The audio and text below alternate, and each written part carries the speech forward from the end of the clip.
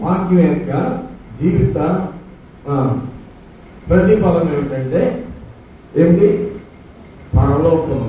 అందుకని నిన్ను నీతిమంతునిగా చేయాలంటే ఈ వాక్యమే, నిన్ను పరిశుద్ధులుగా చేయాలంటే ఈ వాక్యమే, నిన్ను పాపంలో నుంచి విడిపించాలి అని అంటే ఈ వాక్యమే. కనుక ఏది కూడా, ఏ మనిషి మాట కూడా నిన్ను పవిత్రునిగా చేయలేదు. దేవుడు అక్కడే. ఆ దేవుడు అదృశ్యుడు, ఆయన కంటికి కనబడడు, ఆయన నిర్మాణకుడు, ఆయన భూమి ఆకాశాలను సృజించినటువంటి సర్వశక్తిమంతుడైన దేవుడు. చాలా మంది దేవుడు ఉంటే మాకు చూపించండి, మేము నమ్ముతాం అని అంటారు. ఆయన నరుడు కాదు, ఆయన మానవుడు కాదు, ఆయన రక్తమాంసాలు కలిగిన దేవుడు కాదు. ఆయన ఆత్మ ఉన్నాడు. దేవుడు ఆత్మ ఉన్నాడు కనుక ఆయన ఆరాధించేవారు ఆత్మతోనూ సత్యంతోనూ ఆరాధించాలి అని ప్రభువు చెప్పారు. భూమి మీదకి వచ్చినప్పుడు ఆయన ఏమై ఉన్నారు? ఆయన ఆత్మ శరీరముల నుండి కలిగి ఉన్నారు. దేవుడు మానవుని నిర్మాణాన్ని కూడా శరీరంతో చేశాడు, అందైనటువంటి ఆత్మ మానవులో ఉంచాడు. కనుక దేవుడు, ఎందరూ దేవుని యొక్క ఆత్మ చేత నడిపించబడతారో వారు దేవుని కుమారులు. దేవుని కుమారులు, కుమారుడా కుమారి అని దేవుడు పిలుస్తున్నారు. కనుక భూమి మీద దేవుడు నీకు ఇచ్చినటువంటి ఆయుష్ కాలంలో, దేవుడు నీకు అనుగ్రహింప చేసినటువంటి ప్రభు కాలంలో దేవుని ఎరిగి ఉన్నట్టువే ముఖ్యాంశము, ప్రధాన అంశమై ఉన్నది. మొట్టమొదటిది దేవుని ఎరిగి ఉండటం. దేవుని ఎరిగి ఉండటం, మరి విశేషంగా దేవుని చేత ఎరగబడిన వారుగా ఉన్నారు అని రాయబడింది. దేవుని చేత ఎరగబడిన వారును, మరి విశేషంగా దేవుని ఎరిగిన వారును, దేవుని చేత ఎరగబడిన వారై ఉన్నారు అని రాయబడి ఉంది. కనుక మనము దేవుని ఎరిగి ఉండాలి, దేవుడు మనల్ని కూడా ఎరిగి ఉండాలి. అక్కడ అన్యోన్యమైనటువంటి అర్థము, ఆ సంబంధము. దేవుని ద్వారా మనం సంతోషిస్తాం, కానీ మనము కూడా దేవుడిని సంతోషపరచాలి. తల్లిదండ్రులైనటువంటి వారి యొక్క స్వాస్థాన్ని మనం అనుభవిస్తాం. వారిని దుఃఖపరిచినట్లయితే, వారికి దుఃఖకరంగా మనం ఉన్నట్లయితే, జీవించినట్లయితే ఏమి ఫలితం? ఏమీ ఫలితం లేదు. కనుక దేవుడు మనల్ని సంతోషపరిచినట్లుగా మనము కూడా దేవుణ్ణి సంతోషపరచాలి. దేవుడు మాకు ఏమి సంతోషిస్తుందంటే మరణం నొందేవాడు, మరణం నొందుకుని బట్టి నేను సంతోషించేవాడను కాదు అని వాక్యం ఉంది. కనుక మరణం అనేది ఎలా వచ్చింది? మానవుడికి పాపము వల్ల వచ్చే జీతము మరణము. మరణం నుంచి విడిపించబడాలి. ఆ మరణము నుంచి విడిపించబడే విధానం ఎలాగంటే, మరణపు గొల్లును దేవుడు విరిచినాడు. మరణమా నీ గొల్లెక్కడ? మరణమా నీ విజయం ఎక్కడ? మరణము ఓడిపోయింది. ఓడిపోయినటువంటి మరణము యేసుక్రీస్తు ప్రభు యొక్క మరణం ద్వారా మరణాన్ని, ఆ ములుని విరిచివేశాడు దేవుడు. కనుక క్రీస్తులో మనల్ని బ్రతికించగలిగే ఆ శక్తి దేవుడి పక్కనికే ఉన్నది. కనుక ఎవరైతే క్రీస్తునందు ఉంటారో వారు మాత్రమే బ్రతుకుతారు. వాక్యమే క్రీస్తు అయి ఉన్నాడు. కనుక ఈ వాక్యము దినదినము మనం వినాలి, చదవాలి. చదివినా వినినా ఆ వాక్యాన్ని మనం అనుకరణ చేయవలసిన వారుగా ఉన్నాము. ఈ సత్యాన్ని ప్రతి దినము, ప్రతి ఆదివారం, ప్రతి శనివారాలు మనం వింటూనే ఉన్నాం. కానీ మనము అనుసరించడంలో విఫలమైపోతున్నాం. దేవునికి తెలుసు, మోయశక్యం కాని బరువు నీ మీద పెట్టి ఇది మొయ్యమంటే నువ్వు మొయ్యలేవు. కనుక దేవుడు ఏమన్నాడంటే, నువ్వు మొయ్యలేవు. ధర్మశాస్త్రాన్ని మోయలేకపోయారు కదా ఇజ్రాయేలీలు, ధర్మశాస్త్రాన్ని మోయలేకపోయారు. కనుక నువ్వు మొయ్యలేవు. కనుక ధర్మశాస్త్రాన్ని కొట్టివేయడానికి నేను రాలేదు, కానీ దాన్ని అనుసరించడానికి నేను వచ్చాను అని ప్రభు చెప్పారు. ధర్మశాస్త్రం ఎందుకు ఇవ్వబడిందంటే పాపం అంటే ఏమిటో తెలియడానికి ధర్మశాస్త్రం ఇవ్వబడింది. పాపం అంటే తెలియాలి కదండి, ఏది పాపమో ఏది మంచో ఏది చెడ్డో అది మనకు తెలియాలి. మంచి చెడులను తెలియజేయగలిగేది దేవుని యొక్క శక్తి ధర్మశాస్త్రము. ఎప్పుడైతే నువ్వు మంచి చెడును తెలుసుకుంటావో దేవుని యొక్క నోటి వల్లే ఉంటావని కూడా దేవుని వాక్యం ఉన్నది. కనుక వాక్యం ఉంటున్నటువంటి మనం ఏమై ఉన్నామో గుర్తించవలసిన వారిగా ఉన్నాం. తన పొరపాట్లను కనుగొనగలవాడు ఎవడు? నేను చేసిన రహస్య పాపాలు క్షమించమని భక్తుడు కోరుకుంటున్నాడు. కనుక పాపాలను క్షమించడానికి అధికారము దేవునికే ఉందని ఇశ్రాయేలీయులు అంటున్నారు. పాపములను క్షమించడానికి ఇక్కడ ఎవడు అని యేసుక్రీస్తు ప్రభువు అన్నాడు. నేను తండ్రి దగ్గర నుంచి వచ్చానని చెప్పారు. కానీ పరలోకం నుండి వచ్చినటువంటి యేసుక్రీస్తు ప్రభువే పాప క్షమాపణ కలుగు చేయడానికి, పాపాన్ని విమోచించడానికి శక్తిమంతుడని మనం నమ్మవలసిన వారుగా ఉన్నాం. ఏ మానవుడు కూడా పాపం చేయడానికి చేయగలుగుతాడు, కానీ పాపం నుంచి విడిపించబడాలంటే దాన్ని విడిపించుకోలేడు. కనుక యేసుక్రీస్తు ప్రభు ఆ మరణపు ఆ ముళ్ళుని మరణం ద్వారా విడిచివేశాడు. కనుక ఇప్పుడు క్రీస్తునందు విశ్వాసము ఉంచగలిగిన మనము ప్రతి పాపాన్ని కూడా మన శక్తి చేత కాదు, కానీ ఆయన విశ్వాసం చేత మనము ఆ పాపాన్ని విడిచివేయగలము. ఈ సత్యాన్ని మనం గుర్తించాలి. దేవుడు మనకి ఇచ్చినటువంటి ఆయుష్ని, దేవుడిచ్చిన మనకిచ్చిన ఆరోగ్యాన్ని ఈ లోకంలో భౌతిక సంబంధంగా అనుసరించి సంతోషించే చివరికి మనము నీవెవరో తెలియదా అనిపించుకునే వరకు కాకుండా నా ప్రియ కుమారుడా అని దేవుడి చేత మనము అనిపించుకోవడం దేవుని యొక్క ఉద్దేశము. కనుక మరణం నందు వాడు మరణం బట్టి నాకు సంతోషము. ఈ మరణం అందరికీ ఉంటుంది. రక్త మాంసాలు కలిగినటువంటి ప్రతి పక్షికి కానీ, జంతువుకి కానీ, జలచరానికి కానీ, దేవుని యొక్క స్వారూప్యంలో పుట్టినటువంటి ప్రతి మానవుడికి కూడా అందరికీ మరణం ఉంటుంది. శాశ్వతమైనది ఏదీ లేదు. కానీ మానవుల్లో దేవుడు ఇచ్చినటువంటి శాశ్వతమైనటువంటి ఆత్మ అది నశించిపోకూడదు.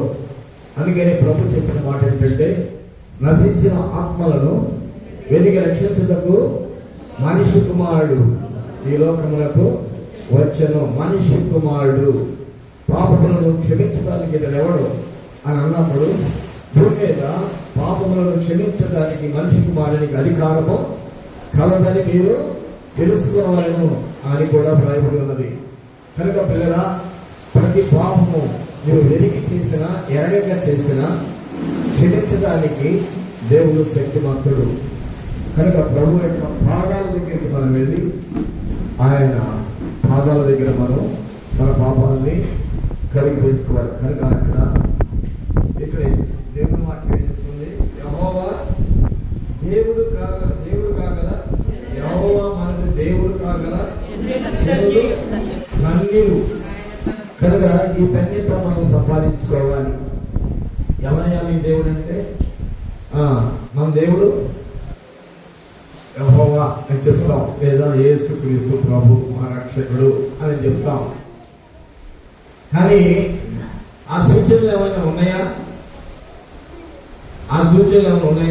అంటే అది కనపట్ల పేరుకు మాత్రము మా దేవుడు అని చెప్పుకుంటున్నాం. అయితే వాళ్ళు మా తండ్రి అబ్రహాం అని యూదులు అన్నారు. మీ తండ్రి అబ్రహాం అయితే నేను చెప్పే మాటలు మీరు వింటారు, కానీ మీరు నన్ను సంపదూస్తున్నారు ఎందుకు అని అంటే, మీ తండ్రి అబ్రహాము కాదు. మీ తండ్రి, మీ జనకుడు ఎవరంటే అపవాది. వాడు అబద్ధికుడు. వాడు మొదటి నుంచి అబద్ధములు ఆడి అబద్ధములకు జనకుడై ఉన్నాడు అని వ్రాయబడి ఉన్నది. కనుక పిల్లరా, ఇక్కడ దేవునికి విరోధమైంది దేవునికి విరుద్ధమైనది. అదేంటో మనం గుర్తించవలసిన వారముగా ఉన్నాం. దేవుడు ప్రేమ ఉన్నాడని వ్రాయబడింది. ప్రేమకు భిన్నముగా శత్రువు భూమి మీద పడవేయబడ్డాడు. కనుక శత్రుత్వము ప్రారంభించింది ఎక్కడ? ఆదాము అవ్వలకి కుమారుడు కలిగాడు, కయ్యూను. తర్వాత హేబేలు కలిగాడు. అతను వారిద్దరు కూడా దేవుని యందు నమ్మించిన వారే. కానీ వారి అర్పణంలో దేవుడు అంగీకరించని వారు అప్పుడున్నారు, అంగీకరించిన వారు ఉన్నారు. కానీ అక్కడ సాతానుడు ఏర్పాటు చేశాడు కనుక కయ్యూనులో కోపం అనేది ప్రవేశించి నరహంతుడైపోయాడు. అక్కడ ప్రారంభమైంది. ఇక్కడ మనము కూడా మనిషికి మధ్య వ్యత్యాసము, ఒక కుటుంబంలో భేదము, ఒక భార్యాభర్తల మధ్య భేదం, అన్నదమ్ముల మధ్య భేదం, ఒక కుటుంబానికి మరొక కుటుంబానికి భేదాలు కలుగు చేసేది అవును. అయితే యేసుక్రీస్తు ప్రభువుతో ఒక్కటిగా ఏక ఆత్మతోనూ ఏక మనస్సుతోనూ ఏక ఆలోచనతోనూ ఒక్కటిగా చేయడానికే ప్రభు వచ్చినాడు. కనుక పిల్లరా, క్రీస్తునందు ఒకటి కాగల జరుగుతానిలు. కనుక మనం అందరం కూడా ఒకే మనస్సు, ఒకే ఆత్మతో నింపబడవలసినదని దేవుని వాక్యము సెలవిస్తున్నది. చాలా మంది ఈ బైబిల్ మన చేతికి రావాలంటే ఎంతో ప్రయాసపడితే ఈ యొక్క బైబిల్ 56 పుస్తకాలు సులువుగా మన చేతికి వచ్చినాయి. ఈ పుస్తకాన్ని మనం చదువుకుంటున్నాం అంటే ఎందరో ప్రయాసం ఉన్నది, ఎందరో త్యాగం ఉన్నది. కానీ ఈ బైబిల్ నేను చదవడానికి నిర్లక్ష్యంగా నువ్వు ఎంచుకుంటున్నావు. అన్ని పుస్తకాల కంటే, మనుషులు రాసిన పుస్తకాలన్నిటికంటే దేవుని ఆత్మ చేత వ్రాయబడిన పుస్తకము బైబిల్. ఈ బైబిల్ వాక్యం ఎలాగ వ్రాయబడిందంటే పరిశుద్ధాత్మ చేత ప్రవక్తల నోట పలికినటువంటి మాటలే దేవుని వాక్యము. ఊహను బట్టి రాసింది కాదు. అదేనండి, దేవుడు మానవుడికి ఇచ్చిన జ్ఞానాన్ని బట్టి ఎందరో పుస్తకాలు రాశారు. ఆ పుస్తకాలు కూడా మనం చదువుకున్నాం. కానీ ఆ పుస్తకాల్లో లేని జ్ఞానము ఈ గ్రంథంలో ఉంది. ఇది నేను పరిశుద్ధునిగా చేస్తుంది. పరిశుద్ధునిగా చేసినప్పుడు నువ్వు దేవునికి మొరపెట్టుకున్నప్పుడు, సృష్టికర్త అయిన దేవునికి మొరపెట్టుకున్నప్పుడు ఆయన జ్ఞానానికి ఇవ్వగలిగినటువంటి సమర్థుడై ఉన్నాడు. కనుక పిల్లగా మనము జ్ఞానం కొరకై మొరపెట్టినట్లయితే దేవుడిచ్చే జ్ఞానము పైన వచ్చే జ్ఞానం. ఇది లోక సంబంధమైన జ్ఞానం కాదు. లోక సంబంధమైన జ్ఞానము నిన్ను చెప్పేస్తుంది, నిన్ను పాడు చేస్తుంది, నిన్ను నష్టానికి నడిపిస్తుంది, నిన్ను నాశనానికి దారి తీస్తుంది. కానీ పైన వచ్చే జ్ఞానము నిత్య జీవానికి నిన్ను వారసునిగా చేస్తుంది. కనుక జ్ఞానం అడిగినటువంటి సొలొమోనుకి దేవుడు జ్ఞానం ఇచ్చినాడు, జ్ఞానంతో కూడా ఐశ్వర్యాన్ని ఇచ్చినాడు. కనుక జ్ఞానము ఐశ్వర్యము రెండు కలుపుకొని తనంతటి రాజు ఎవరు లేరు. కానీ అలాంటి రాజు చేయకూడని పనులు చేశాడు. అంటే దేవుడు చెప్పాడు, అన్ని స్త్రీలకు వివాహం చేసుకోవద్దు, వారు నిన్ను చేర్పివేస్తారని, వారు నిన్ను పాడు చేస్తారని చెప్పినప్పుడు ఆయన కానీ ఆ మాటకి లోపడలేదు. కానీ తాను చేసినటువంటి ఆ పొరపాటును బట్టి చివరికి ఆయన తన జ్ఞానాన్ని పాటు చేసుకున్నాడు. చివరికి ఆయన ఇచ్చిన సాక్ష్యం ఏమిటంటే, యెహోవా ఎందుకు భయభక్తులు కలిగి ఉండటమే మానవుడి విధి. కనుక ప్రియులారా, దేవుని వాక్యాన్ని వింటున్నాం. మనం ఎన్నో పుస్తకాలు చదువుతున్నాం. పుస్తకాలు రాసిన వాళ్ళు ప్రసిద్ధులు కాదు. దేవుని వాక్యమే ప్రసిద్ధమైనది, పరిశుద్ధమైనది. వాక్యాన్నే నీవు అనుకరణ చేయాలి, వాక్యాన్ని బట్టి జీవించాలి. అబద్ధమాడకూడదు అంటే నువ్వు అబద్ధమాడకుండా ఉండలేవు, నీ చేత కాదు, నీకు సాధ్యపడదు. ఏదైనా ఒక దురభ్యాసాన్ని మానేయాలంటే అది నీ చేత కాదు. అది ఏం చేస్తుందంటే గాజు పురుగు అనేది ఒకటి ఉంటుంది. ఆ గాజు పురుగు నిదానంగా వెళతా ఉంటుంది. చిన్నపిల్లలు ఏం చేస్తారంటే గాలి పురుగుని ఇట్లా అంటారు. ఒక పొలం అట్లా అంటే ఏమవుతుంది, చుట్టుకొని ఒడిచిపోతుంది, అది చచ్చినట్లుగా కనబడుతుంది. ఆ తర్వాత మళ్ళీ ఏమవుతుంది, మళ్ళీ అది ఎడుతూ ఉంటుంది, మళ్ళీ ఎడుతూ ఉంటుంది. అలాగే చెట్టులో కూడా అట్టిపత్రి అనే ఒక మొక్క ఉంది. అది నువ్వు ఎలాగా కదిలిస్తే చాలు మురిసిపోతుంది. చూసారా మీరు ఎట్లన్నా? అలా కదిలిస్తే చాలు మురిసిపోతుంది, కానీ తర్వాత మళ్ళీ ఉండదు. కానీ ప్రియరా, మనము అది సంపూర్ణంగా చంపలేము. పాపాన్ని మనం చంపే శక్తి మనకుంటే యేసుక్రీస్తు ప్రభు ఈ శరీరధారిగా ఈ లోకానికి రావాల్సిన అవసరత ఉండేది కాదు. ఆయన మరణించాల్సిన అవసరత ఉండేది కాదు. కనుక ప్రియరా, మనుషుల వల్ల కలిగింది కాదు రక్షణ, దేవుడే మనకు రక్షణ అనుగ్రహింపజేశాడు. యెహోవా దేవుడు కాగల జనులు ధన్యులు అని రాయబడి ఉంది. కనుక మనం చాలా ధన్యులము. మనం ఆ ధన్యత ఈ లోక సంబంధమైనదిగా కాదు, పరలోక సంబంధము మనకు కావాలి. పరలోకంలో మనము ఉండాలి అంటే దేవుడికి మనల్ని మనం అప్పగించుకోవాలి. అయితే ఒక అబద్ధం ఆడకుండా, ఒక దొంగతనం చేయకుండా, వ్యర్థమైన మాట మాట్లాడకుండా, అబద్ధములు పలకకుండా ఉండాలి అని అంటే దేవుడి శక్తిని కావాలి. అందుకని పౌలు అన్నాడు, నాలో ధర్మశాస్త్రం ఉన్నప్పుడు నాలో వేరొక నియమం ఉంది, అది పాప నియమము. నాలో ఉన్న ధర్మశాస్త్రము నాలో ఉన్నటువంటి ఆ పాప నియమంతో పోరాడింది, కానీ అది జయించలేకపోయింది అని చెప్పేసి ఇప్పుడు నాలో క్రీస్తు ఉన్నాడు కనుక ఆ పాపని నేను జయించగలిగాను అని నాకు చెప్పగలిగినాడు. కనుక పిల్లరా, మనలో ప్రతి ఒక్కరూ కూడా పరలోకంలోకి చేరాలి అంటే పరలోకంలో చేరతాం అనుకుంటాం, కానీ మనలో క్రీస్తు ఉండాలి. మనలో క్రీస్తుని మనం చేర్చుకోవాలి.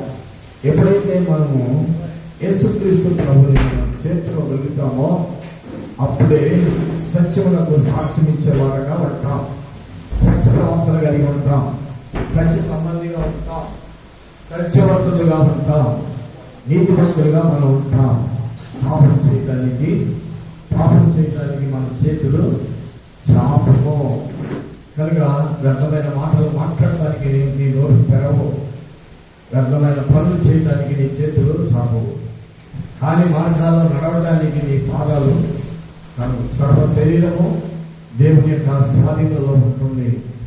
కనుక పిల్లరా, మన జీవితంలో మనము ప్రభువును తెలుసుకోవడం మనకు ఉత్తమము. కనుక యెహోవా దేవుడు కాగల జనులు ధన్యులు. తర్వాత మాట చదవండి.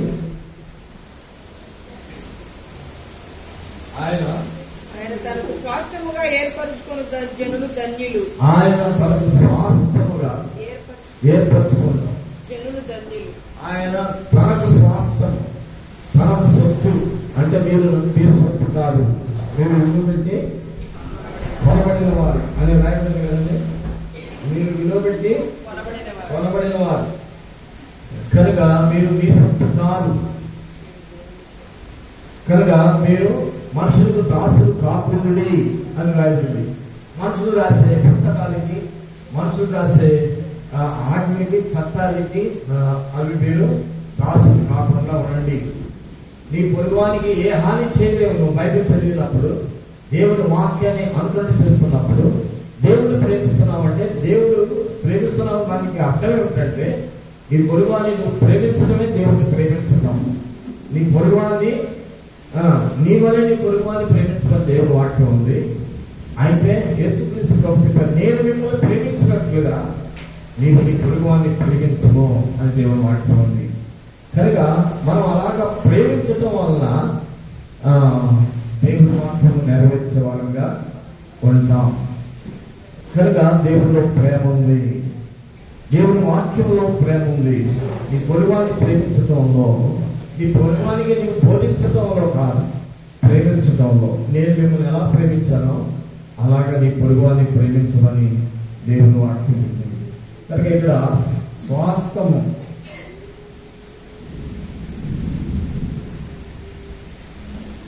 ఆయన తనకు స్వాస్థముగా ఏర్పరచుకున్న జనులు ధన్యులు. ధన్యులు. స్వాస్థం అంటే ఆయన సొత్తు, ఆయన స్వాస్థం అంటే ఆయన పిల్లలు, ఆయన పిల్లలు. పిల్లలు అంటే ఎలాగండి? మన పిల్లలు మనం ఎంత ప్రేమిస్తాం, మన పిల్లలు మనం ఎంత ప్రేమిస్తాం. ఇప్పుడు స్వార్థం చిన్న వాక్యం చిన్న సాక్ష్యం చెప్పింది. వాళ్ళ అబ్బాయి ప్రార్థనకు రాడు, కానీ వాళ్ళ అబ్బాయి కోసం వాళ్ళ తల్లిదండ్రులు ప్రార్థన చేస్తాం వాళ్ళ పిల్లల కోసం, కానీ ఇక్కడికి రావాలని. ఒక అపాయం తప్పించబడినప్పుడు అందులోకి దేవుడే తప్పించాడు అంటే, దేవుడిని ఎరగనప్పుడే దేవుడే తప్పించాడని ఒక విశ్వాసంతో తను సాక్ష్యం ఇస్తున్నప్పుడు, ఆయన్ని ఎరిగినప్పుడు, ఆయన స్వాస్థముగా నీవు ఉన్నప్పుడు నీకు ఏ నష్టం వస్తుందండి? ఏ కష్టం వస్తుంది చెప్పండి? అర్థమైందా ఇప్పుడు? ఏమండి? ఆయన్ని ఎరగకుండానే ఆయనకి విరుద్ధంగానే ఏదో జీవిస్తున్నప్పుడు ఆమె చేసిన ప్రార్థన, తన తల్లిదండ్రులు చేసినటువంటి ప్రార్థన బట్టి ఆ బిడ్డని ఆయన కాపాడాడని సాక్ష్యం ఇచ్చారు. మరి ఆయన ఎరిగి ఉంటే ఇంకా ఎలా ఉంటుంది? ఎంత ఆయన కాపాడుతాడు, ఆయన రెక్కల క్రింద భద్రపరచగల దేవుడు. కనుక ప్రియురా, ఆయన తనకు స్వాస్థముగా ఏర్పరచుకున్న జనులు ధన్యులు. ప్రియురా, పిలుచుకున్నారండి. ఎవరిని పిలుచుకున్నారండి? శిష్యులైనటువంటి వారిని పిలిచాడు. ఎలాంటి శిష్యులు పిలుచుకున్నాడు? విద్వాంసుల, జ్ఞానవంతుల, లోకంలో భూపతుల, ధన సమృద్ధి కలిగిన వారా? కాదు, పామరులు, ఏమీ తెలియనటువంటి వారు. అలాంటి వారిని పిలుచుకున్నాడు. పిలుచుకుని వారిని శిక్షణలో ఉంచి తన పోలికలకు తీసుకొచ్చాడు. అలాంటి వారు ధన్యులు. వారికి అప్పగించిన పని ఏంటంటే ఈ లోక సంపద కాదు. మేము ఇన్ని విడిచిపెట్టేసాం కదా ప్రభా, ఇన్ని విడిచిపెట్టేసి నేను వెంబడించామే, మాకేంటి ఫలితం అని పేతురు అడిగాడు. అడిగినప్పుడు పేతురు చెప్పిన దేవుడు పేతురుతో చెప్పిన మాట ఏంటంటే, 12 సింహాసనాల మీద కూర్చొని 12 గోత్రాల వారికి మీరు తీర్పు తీరుస్తారు. చూడండి, ఎలాంటి అధికారం? ఈ లోకంలో నీకు సంపద, ఈ లోకంలో నీకు అధికారమా, ఈ లోకంలో నీకు ధనమా దేవుడు మనకి ఇచ్చేది కాదు కదా. పరలోకములో మీరు తీర్పులై ఏర్పరులై ఉంటారు అని చెప్పేసి, తీర్పుకిచ్చేవారుగా ఉంటారు అని చెప్పేసి ప్రభు వాళ్ళకి చెప్పారు. కనుక ఈ బండ మీద నా సంఘాన్ని కడతాను, ఈ బండ మీద నా సంఘాన్ని కడతానని చెప్పేసి ప్రభు చెప్పారు పేతురుతో. ఎన్ని శ్రమలు అనిపించారు. ఆఖరికి వాళ్ళు తమ మర్చిపోయారు. తమేంటో మర్చిపోయారు. తమ ప్రాణాలని వాళ్ళు ప్రేమించలేని వారైపోయారు. దేవుని వాక్యాన్ని ఎంత ప్రేమించారంటే మర్చిపోయినంతగా దేవుని వాక్యాన్ని ప్రేమించారు. కనుక అలాంటి అనుభవాల్లోనికి మనకు రావాల్సిన వాడు. ఆయన స్వాస్థము, ఆయన ఎలాగా మర్చిపోయాడో, లోకాన్ని ప్రేమించడం కాదు, లోకంలో ఉన్నటువంటి మనుషులను ఎలాగ విడిపించడానికి తన శరీరాన్ని ఎలా మర్చిపోయినాడో శిష్యులు కూడా అలాగనే మర్చిపోయారు. హతసాక్షులైపోయారు, హతులైపోయారు. అలాంటి వారి నోట నుంచి వెలువడినటువంటి ఈ మాటలు పుస్తక రూపంలో, చర్మపు కాగితాల మీద ఆ దినాల్లో రాసినటువంటి ఆ మాటలు భద్రపరిచి మనకి పుస్తక రూపంలో అందించాలి. ఎంతో ప్రయాసపడినటువంటి త్యాగమూర్తులు చాలా మంది ఉన్నారు. పిల్లరా, ఎంత తేలిగ్గా, ఎంత సుఖంగా, ఎంత సమీపంగా దేవుని వాక్యం నీకు అందుతుంది. కనుక ఆయన మనకు స్వాస్థముగా ఏర్పరచుకున్న జనులు ధన్యులు. మనం ధన్యులు కావాలి అని అంటే ఆయన సొత్తు అయిపోవాలి, ఆయన పిల్లలమైపోవాలి. మీరు నా స్వాస్థము అని ప్రభువు చెప్పారు. కనుక దేవుని యొక్క స్వాస్థముగా మనం ఉండాలి. వాడికి చెప్పిన మాట ఏంటి అంటే, మీరు సర్వలోకానికి వెళ్ళి సర్వ సృష్టికి స్వార్థను ప్రకటించి సర్వ ప్రజలను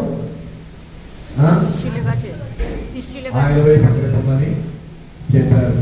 అంటే సర్వ సృష్టికి సృష్టిలో ఉన్నటువంటి ప్రతి ఒక్కరికి ఈ సత్యాన్ని ప్రకటించండి అని 12 మంది మీద పెట్టాడు వారం.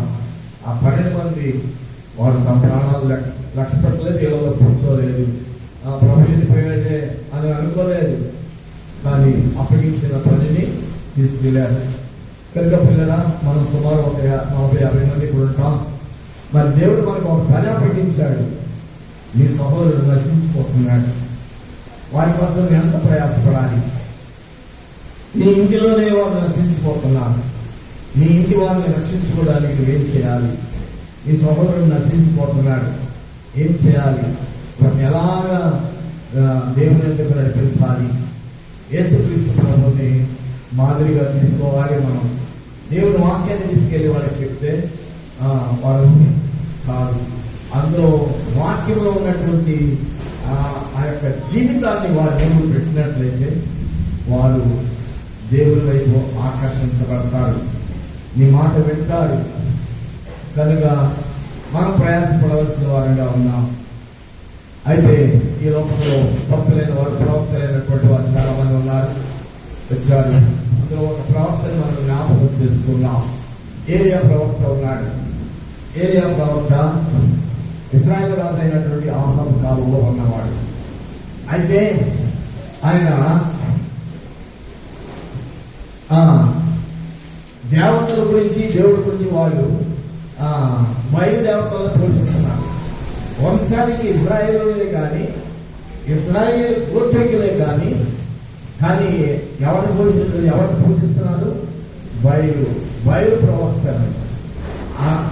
అస్తరుడు కాదు, ఆత్మాదేవి అని ఒక దేవత. 450 మంది ప్రవక్తలు, 400 మంది బయలు ప్రవక్తలు, 850 మంది ప్రవక్తలు పోషిస్తున్నారండి. 850 మంది ప్రవక్తలు పోషిస్తున్నారు.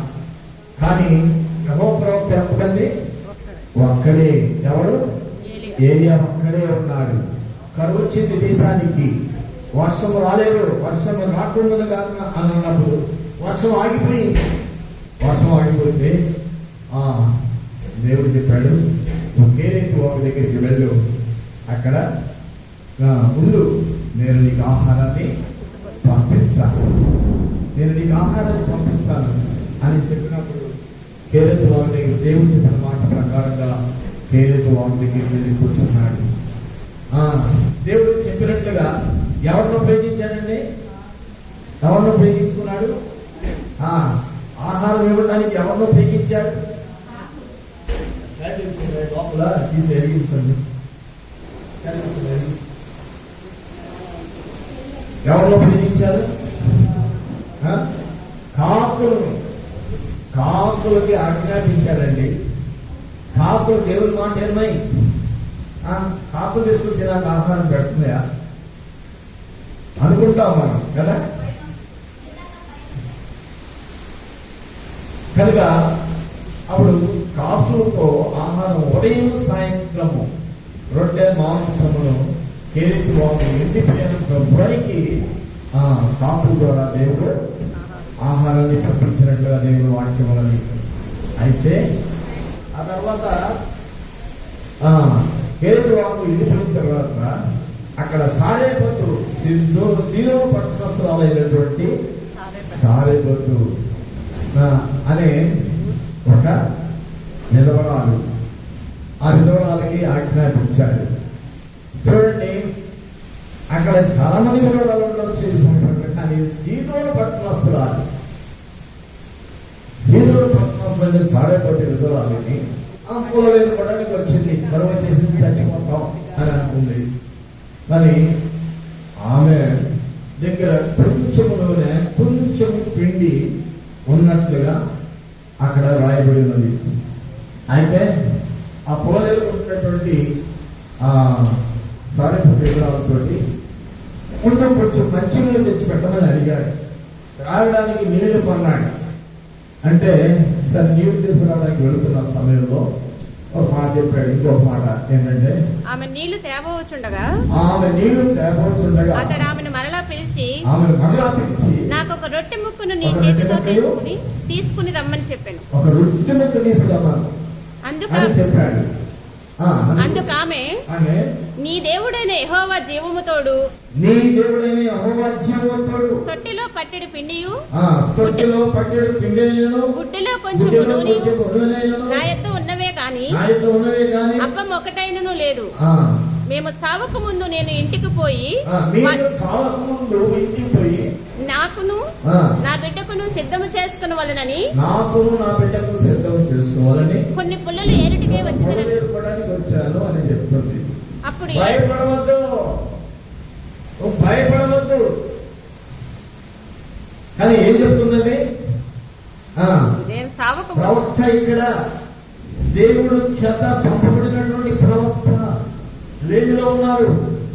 దేశంలో కరువున్నది, కష్టకాలము, రేపు చనిపోతామన్న సంగతి వాళ్ళకి తెలుసు. కానీ ఆ తొట్టిలో ఉన్న కొంచెము పిండి, ఆ గుడ్డిలో ఉన్న కొంచెము నూనెతో ఈ రోజు తృప్తిపోతుందా అనుకొని పొల ఏర్పడానికి వచ్చినటువంటి ఆమె చెప్పిన మాట చూడండి. అక్కడ ఒక రొట్టె మొదట నాకు తీసుకురమ్మని చెప్పినప్పుడు ఏం చేసిందండి? అప్పుడు ఏలి ఆమెతో ఇట్లా నేను ఆమె చెప్పేది ఏం చెప్పినంటే, నాకు లేదయ్యా, భయపడవద్దు, నువ్వు వెళ్ళి తీసుకురా, నీ తొట్టిలో పిండి తగ్గదు, నీ బుడ్డిలో నూనె అయిపోదు. ఆ మాట నమ్మింది. పిల్లరా, ఎవరైనా నమ్ముతారు ఆ మాట? ఏమండి, ఎంత కరువు ఉంటే దేశంలో పిండి తగ్గిపోవడం ఏంటి, నూనె తగ్గిపోవడం ఏంటండి?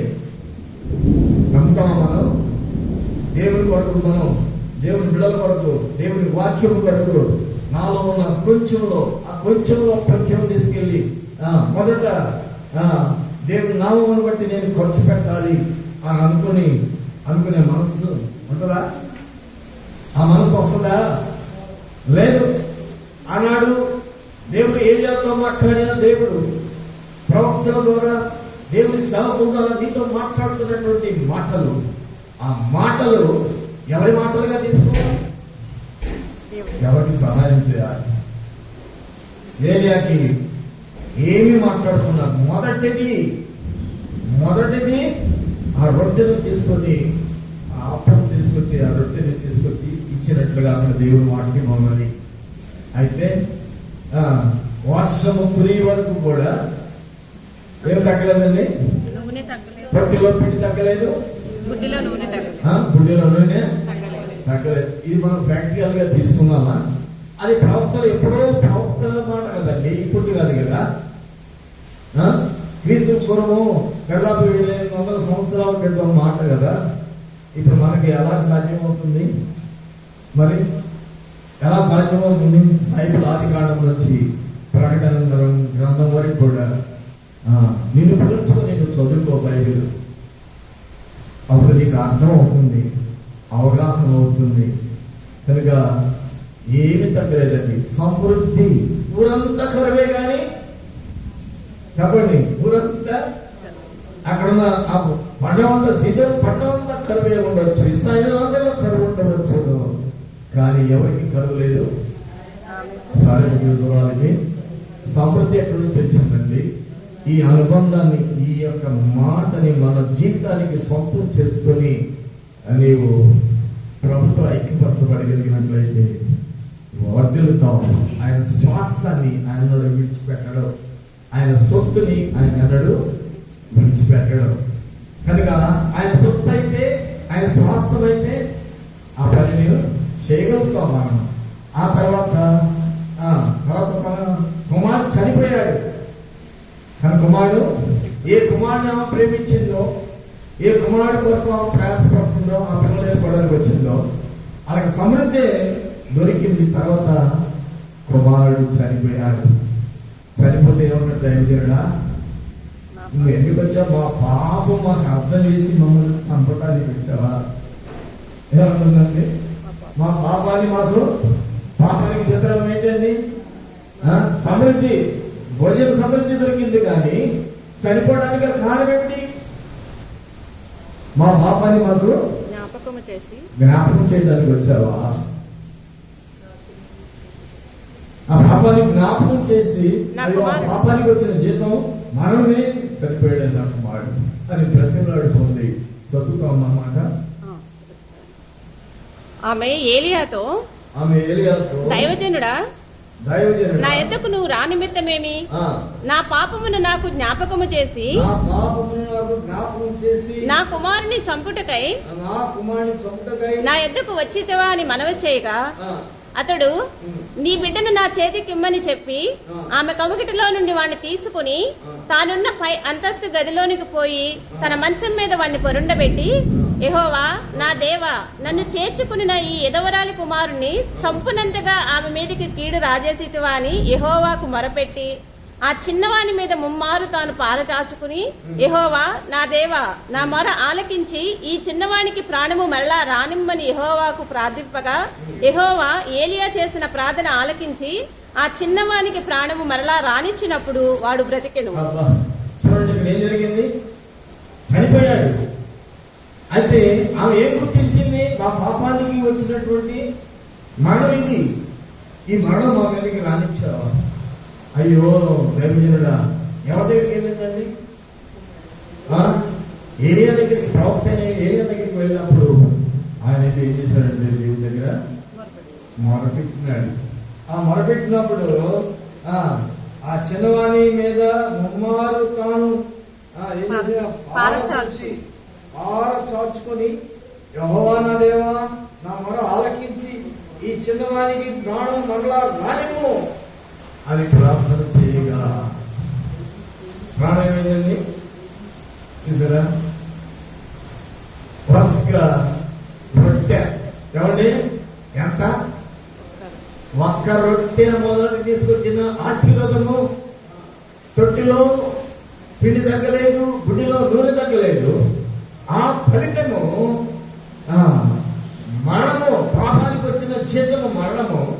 ఆ మరణాన్ని బట్టి మరలా అయ్యా అని ప్రాధాయపడినప్పుడు, దేవుని దగ్గర ఏరియా ప్రాధాయపడినప్పుడు ఆ ప్రాణాన్ని తిరిగి మరలా వచ్చినట్టుగా ఆ చిన్నవారి ప్రాణం మరలా రానిచ్చినప్పుడు వాడి బ్రతికెను అని ప్రాయపడినది కనుక అందుకని అంటాడు యెహోషాపాతు, ఇశ్రాయేలులారా, యూదావారులారా, యెహోవాను నమ్ముకోండి, యెహోవా ప్రవక్తలను నమ్ముకోండి, మీరు కృతార్థులవుతారు. మీరు దేవుని నమ్ముకోండి, దేవుని యొక్క ప్రవక్తను కూడా నమ్ముకోండి, మీరు కృతార్థులవుతారు అని చెప్పాడు. కనుక ఇక్కడ ఈమె సీదోను పట్టణస్తురాలు అయినప్పటికీ కూడా తనకున్న ఒక కుమారుడి విషయంలో ఏలియా దగ్గరికి ఆ యొక్క సందర్భాన్ని తీసుకెళ్ళినప్పుడు